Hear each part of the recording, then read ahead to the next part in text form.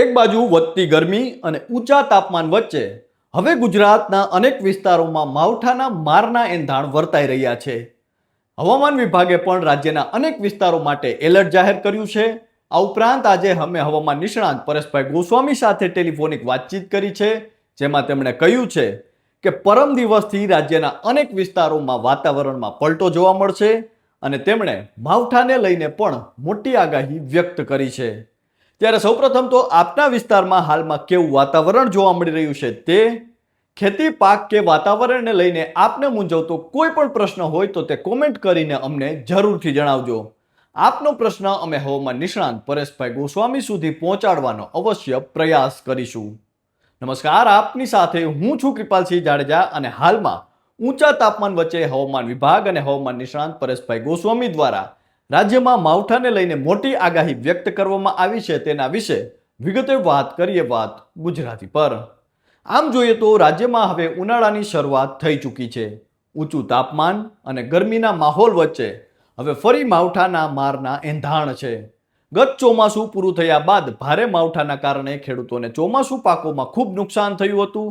શિયાળામાં પણ સરખામણીએ ઓછી ઠંડી જોવા મળી હતી અને હવે ઉનાળાની શરૂઆત થતાની સાથે જ માવઠાની આગાહી વ્યક્ત કરવામાં આવી છે, જેના લીધે જગતના તાતની મૂંઝવણમાં વધારો થયો છે.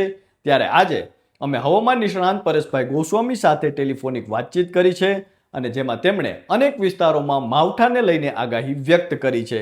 તેને લઈને વાત કરીએ તે પહેલા હવામાન વિભાગની આગાહી વિશે જો વાત કરીએ તો હવામાન વિભાગના જણાવ્યા અનુસાર આગામી 18 થી 20 માર્ચ દરમિયાન અનેક જિલ્લામાં મેઘગર્જના સાથે હળવો કમોસમી વરસાદ પડી શકે છે. અનેક જિલ્લામાં કમોસમી વરસાદનું એલર્ટ. હવામાન વિભાગના જણાવ્યા અનુસાર જોઈએ તો આગામી 18 માર્ચના રોજ સૌરાષ્ટ્ર અને ઉત્તર ગુજરાતના 7 જિલ્લામાં માવઠાની આગાહી વ્યક્ત કરાઈ છે, જેમાં કચ્છ, બનાસકાંઠા, સાબરકાંઠા, પાટણ, મોરબી, જામનગર, દેવભૂમિ, દ્વારકા જિલ્લાના છૂટાછવાયા સ્થળે ગાજવીજ સાથે હળવાથી મધ્યમ કમોસમી વરસાદની શક્યતાને લઈ યલો એલર્ટ જાહેર કરાયું છે. 19 માર્ચને લઈને જો વાત કરીએ તો 19 માર્ચે ગુજરાતના મોટા ભાગના વિસ્તારોમાં કમોસમી વરસાદને લઈને યલો એલર્ટ જાહેર કરી દેવાયું છે. આ દિવસે કચ્છ, મોરબી, સુરેન્દ્રનગર, જામનગર, રાજકોટ, બોટાદ, દેવભૂમિ દ્વારકા, પોરબંદર, જૂનાગઢ, અમરેલી, ભાવનગર, ગીર સોમનાથ, પાટણ, બનાસકાંઠા, સાબરકાંઠા, વડોદરા, છોટાઉદેપુર, ભરૂચ, નર્મદા, સુરત, તાપી, ડાંગ જિલ્લાના છૂટાછવાયા સ્થળોએ મેઘગર્જના સાથે માવઠાની આગાહી છે. આ ઉપરાંત જોઈએ તો ભારે પવન ફૂંકાવાની શક્યતાઓ. 18-19 માર્ચ દરમિયાન કમોસમી માવઠાની સાથે આ જિલ્લાઓમાં 40 થી 50 કિલોમીટર પ્રતિ કલાકની ઝડપે પવન ફૂંકાવાની શક્યતાઓ હવામાન વિભાગ દ્વારા વ્યક્ત કરવામાં આવી છે.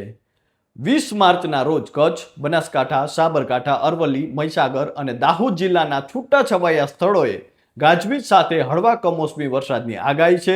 રાજ્યમાં માવઠાની સ્થિતિને પગલે ખેડૂતોમાં હાલ ચિંતા છવાઈ છે. ત્યારે આજે અમે હવામાન નિષ્ણાંત પરેશભાઈ ગોસ્વામી સાથે ટેલિફોનિક વાતચીત કરી હતી અને તેમણે કહ્યું છે કે રાજ્યમાં ઊંચા તાપમાન વચ્ચે ફરી એક માવઠું થાય તેવી સંભાવનાઓ છે.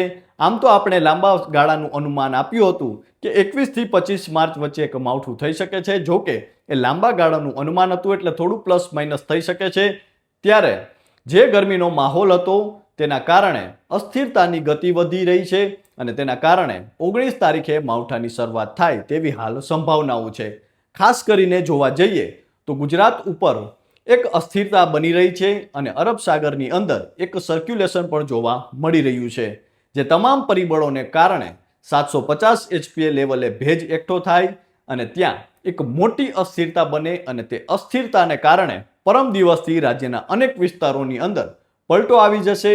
18 માર્ચથી અનેક વિસ્તારોની અંદર પલટો આવતા એટલે કે ઘણા વિસ્તારોની અંદર વાદળછાયું વાતાવરણ જોવા મળશે અને ત્યારબાદ 19 તારીખથી માવઠાના ઝાપટાની શરૂઆત થશે અને એ લગભગ 3-4 દિવસ સુધી ચાલશે. તેમાં પણ ખાસ કરીને જોઈએ તો 19 અને 20 તારીખની જો વાત કરીએ તો આમ તો માવઠાના ઝાપટા છૂટાછવાયા પડવાના છે, એટલે કે ગુજરાતના મોટા ભાગના વિસ્તારોમાં પડવાના છે, જેમાં અમુક જગ્યાએ સામાન્ય ઝાપટા હશે તો અમુક જગ્યાએ સામાન્ય કરતાં વધુ ઝાપટા પડશે. ત્યારે મહિનાની શરૂઆતમાં જ જે કહ્યું હતું કે માર્ચ મહિનામાં એક માવઠું સંભવ છે, એ જ મુજબ માવઠાની શક્યતાઓ હાલ દેખાઈ રહી છે. તો આ તો હતી હવામાન નિષ્ણાંત પરેશભાઈ ગોસ્વામીની આગાહી અને હવામાન વિભાગની આગાહી. અને તેમની આગાહી મુજબ જોઈએ તો 18 તારીખથી રાજ્યના વાતાવરણમાં પલટો આવી શકે છે. ગુજરાતના અનેક જગ્યાએ છૂટાછવાયા સ્થળોએ હળવા ઝાપટાની શરૂઆત થઈ શકે છે.